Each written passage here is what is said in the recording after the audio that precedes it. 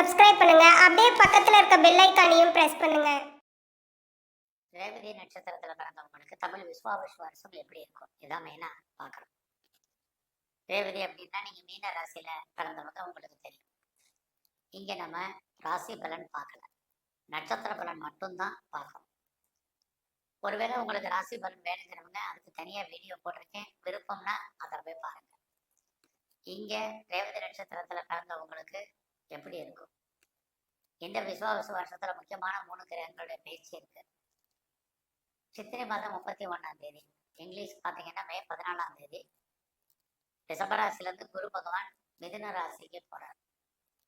வைகாசி 4ஆம் தேதி, இங்கிலீஷ்க்கு மே 18, கும்பராசியில ராகுவும் சிம்ம ராசியில கேது பகவானும் பயிற்சி ஆகிறாங்க. ஏற்கனவே மீன ராசியில சனி பகவான் இருக்கார். ஆக சனி, குரு, ராகு, கேது இந்த கிரகங்கள் இவங்க இருக்கக்கூடிய இடம், இவங்க பார்க்கக்கூடிய பார்வை, சஞ்சாரம் பண்ணக்கூடிய மற்ற கிரக சாரம், மற்ற கிரகங்களையும் கணக்கில் எடுத்துக்கிட்டு ரேவதி நட்சத்திரத்துல பிறந்த உங்களுக்கு எப்படி இருக்கும் இந்த தமிழ் வருஷத்துல அப்படின்னு பார்க்க போறோம். இந்த வீடியோ பார்க்கறதுக்கு முன்னாடி மெயினா நீங்க ஒரு விஷயத்த மனசுல வச்சுக்கிட்டு பாருங்க. எல்லா கிரகங்களும் சுப கிரகங்கள், எல்லா கிரகங்களும் பாவ கிரகங்கள் தான். ஒரு கிரகம் உங்களுக்கு நன்மையை செஞ்சால் அதே கிரகம் தீமையான பலன்களையும் வேற ஒரு சந்தர்ப்பத்துல செய்யும். வேற ஏதாவது கிரகம் உங்களுக்கு தீமையை செஞ்சால் அதே கிரகம் இன்னொரு விஷயத்துல இன்னொரு கிரகம் நன்மையை செய்யும். இப்படி நம்ம எல்லோருமே ஏதோ ஒரு கிரகத்துடைய கட்டுப்பாட்டுல தான் வாழ வேண்டிய கட்டாயத்தில் உள்ளோம். அப்படி இருக்கும்போது இந்த வருஷம் உங்களுக்கு எப்படி இருக்கும் ரேவதி நட்சத்திரத்துல பிறந்தவங்களுக்கு அப்படின்னு பார்க்குறோம். அப்படி பார்க்கிற போது இந்த வருஷத்துல உங்களுடைய அந்தஸ்து, புகழ், கௌரவம் ஓரளவுக்கு காப்பாற்றப்படும். மெயினா இதை பார்க்கணும். யாரெல்லாம் பெரிய லெவல்ல பிஸ்னஸ் பண்றீங்க, உங்களுடைய பிஸ்னஸ் இந்த வருஷம் பரவாயில்லாம இருக்கும். என்னுடைய பிஸ்னஸ்ல நான் பெருசா பண்றேன், எஸ்டாப்ளிஷ் பண்ணணும்னு நினைக்கிறேன், ஒரு தொழில் முனைவோரா வரணும்னு நினைக்கிறேன், பெரிய லெவல்ல ஒரு இண்டஸ்ட்ரியலிஸ்டா வரணும், ஒரு ஸ்டார்ட் அப் கம்பெனி ஆரம்பிக்கணும் அப்படின்னு ஃபீல் பண்றவங்க அத்தனை பேருக்கும் இந்த வருஷத்துக்கான வாய்ப்பு நிறைய இருக்கு. பெரியவர்களுடைய தொடர்பு, பெரிய மனிதர்களுடைய நட்பு, அரசாங்கத்தால் லாபம், இது அத்தனையுமே ரேவதி நட்சத்திரத்துல பிறந்த உங்களுக்கு இருந்துகிட்டே இருக்கு. இந்த வருஷத்துல உங்களுடைய முயற்சிகள் பெரிய லெவல்ல நீங்க பண்ணணும். இது ரொம்ப முக்கியம். ஏன்னா முயற்சி திருவினையாக்கும். ஆக லைஃப்ல நீங்க எந்த அளவுக்கு உங்களை டெவலப் பண்றீங்களோ அந்த அளவுக்கு நீங்க சக்சஸ் பண்ணுவீங்க. அதுலேயும் ரேவதி நட்சத்திரத்துல பிறந்திருக்கிறதுனால இந்த வருஷத்துல உங்களுடைய சோம்பேறித்தனத்தை குறைங்க, சுறுசுறுப்பா இருங்க, ஆக்டிவா இருங்க. நீங்களே ஒரு புதனுடைய நட்சத்திரத்துல பிறந்தவங்க, புதனாலே சுறுசுறுப்புன்னு அர்த்தம். ஸோ எந்த அளவுக்கு நீங்க லைஃப்ல ஆக்டிவா இருக்கலாம் அந்த அளவுக்கு இந்த வருஷம் சக்சஸ் பண்ணுவீங்க. இந்த வருஷம் உங்களுக்கு தேடுதல் என்பது பெரிய லெவல்ல இருக்கும். அது மட்டுமல்ல, இந்த வருஷத்துல நீங்க எதிர்பாராத நன்மை அடைவதற்கான வாய்ப்பும் நிறைய உண்டு. தேவையில்லாத குழப்பங்கள் வேண்டாம், தைரியமா சிந்திங்க, தன்னம்பிக்கையோட செயல்படுங்க. லைஃப்ல நீங்க என்ன நினைக்கிறீங்களோ அது நடக்கும். எதிர்பார்த்த செய்திகள், எதிர்பாராத செய்திகள் அத்தனையும் உங்களுக்கு ஃபேவரபிளா இருக்கும். குறிப்பா நீங்க இந்த வருஷம் யாரையாவது நம்பித்தான் ஆகணும். நம்பிக்கை தான் வாழ்க்கை. நீங்க யாரோடலாம் தொடர்பு கொள்ளணும்னு நினைக்கிறீங்களோ அவங்களோட டைரக்டா தொடர்பு கொள்ளுங்க. மீடியேட்டர் வேண்டாம். இதெல்லாம் ரொம்ப முக்கியம். யாரெல்லாம் நீங்க சிறு தொழில் பண்றீங்க, சுய தொழில் பண்றீங்க, வீட்டுல வச்சு பிசினஸ் பண்றீங்க, ஆன்லைன்ல பிசினஸ் பண்றீங்க, குறிப்பா கமிஷன் ஏஜென்சி, புரோக்கரேஜ் தொழில் பண்றீங்க, கன்சல்டன்சி, கான்ட்ராக்ட் பண்றீங்க, அத்தனை பேருக்கும் இந்த வருஷம் ஏற்றம், உங்களுடைய தொழில முன்னேற்றம், ஓரளவுக்கு வருமானம், இது அத்தனையுமே இருக்கு. எவ்வளவு வருமானம் வந்தாலும் உங்களுக்கு செலவுகள் இந்த வருஷம் இருக்கு, அதையும் மறந்துடாதீங்க.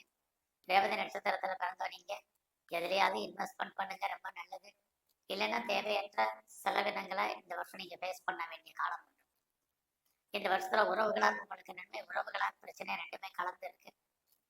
ரொம்ப நாளா என்னுடைய வீடு விற்காம இருக்கு, ப்ராப்பர்ட்டி சேல் ஆகாம இருக்கு அப்படிங்கிறவங்களுக்கு வாய்ப்புகள் உண்டு.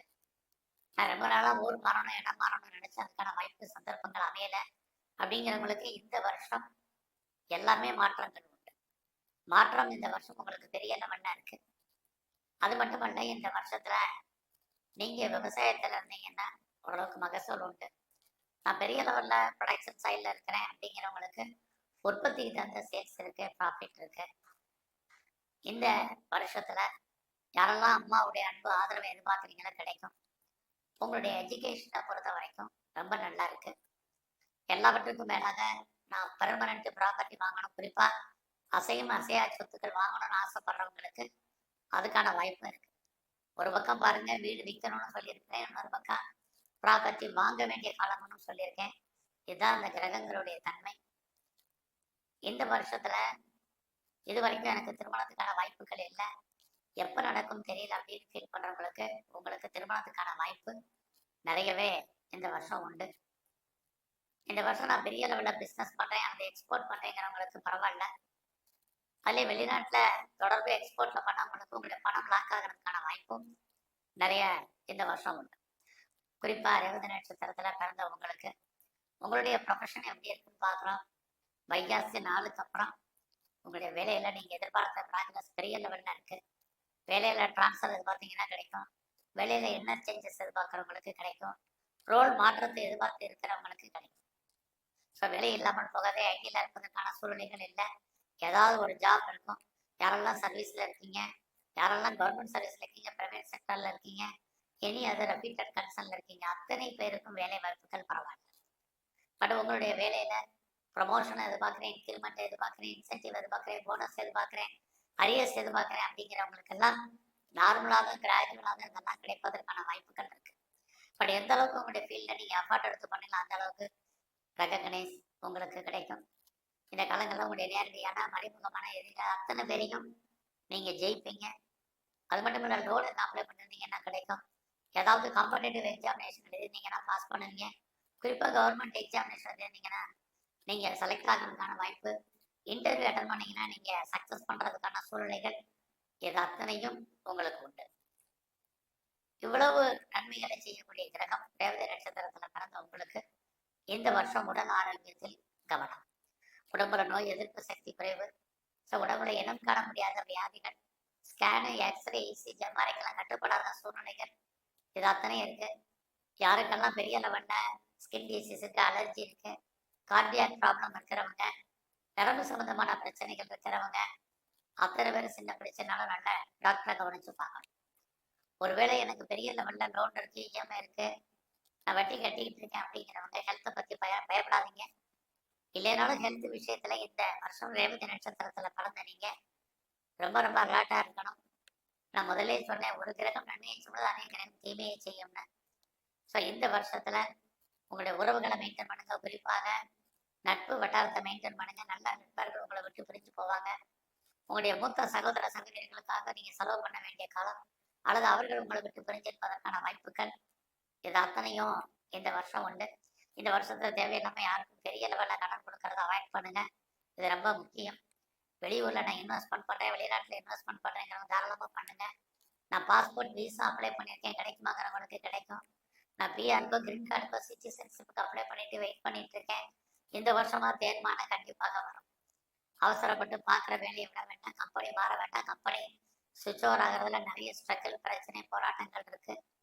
எவ்வளோ பெரிய உயர்ந்த பதவியில் இருந்தாலும் சரி, எவ்வளோ பெரிய பிஸ்னஸ் பேக்ரவுண்ட் ஆகி இருந்தாலும் சரி, இந்த வருஷம் உங்களை பொறுத்த வரைக்கும் ஒரு அன்சாட்டிஸ்ஃபைடு என்பது இருந்துகிட்டே இருக்கும். எந்த ஒரு ஆசையுமே பூர்த்தியாலும் கடுமையான போராட்டங்கள் இருக்கு. ஆகையால நீங்க பார்த்து எடுத்து வைக்கிற ஒவ்வொரு ஸ்டெப்பும் இந்த வருஷம் ரொம்ப கவனம். இது இந்த வருஷத்துல ரொம்ப முக்கியமான ஒரு விஷயம். பெருசா ஷேர்ல இன்வெஸ்ட்மெண்ட் பண்ணாதீங்க, விட்டதை பிடிக்கணும்னு ஆசைப்படாதீங்க. ஸ்போர்ட்ஸ்ல இருக்கிறவங்க கவனமா இருங்க. நீங்க பாலிடிக்ஸ்ல இருந்தீங்கன்னா ரொம்ப ரொம்ப எச்சரிக்கையா இருக்க வேண்டிய காலம். எதிரிகளால் உங்களுக்கு மறைமுகமான தொல்லைகள் அத்தனையும் இந்த வருஷம் உண்டு. இந்த வருஷத்துல எங்கெல்லாம் பைரவர் இருக்காரோ அவரோ பெரிய லெவல்ல வழிபாடு பண்ணுங்க. பெருமாள் ஸ்தலத்துல இருக்கக்கூடிய குறிப்பா இந்த வருஷத்துல நீங்க தன்வந்திரி பகவானை நல்லா கும்பிட்டு வாங்க. இந்த வருஷம் முழுவதும் சித்தர்களுடைய ஜீவ சமாதி அடிக்கடி போங்க. அதுலேயும் குறிப்பா முருகப்பெருமானுடைய வழிபாடு இந்த வருஷம் உங்களுக்கு ரொம்ப முக்கியம். எல்லாவற்றுக்கும் மேலாக முழுவதற்கான விநாயகரை தரிசனம் பண்ணுங்க. உடல் ஆரோக்கியம் நன்கு அமையும், நல்ல ஒரு வாழ்க்கை உங்கள் அமையும். நன்றி, வணக்கம். மேலும் தகவலுக்கு எங்க சேனலை மறக்காம சப்ஸ்கிரைப் பண்ணுங்க. நன்றி.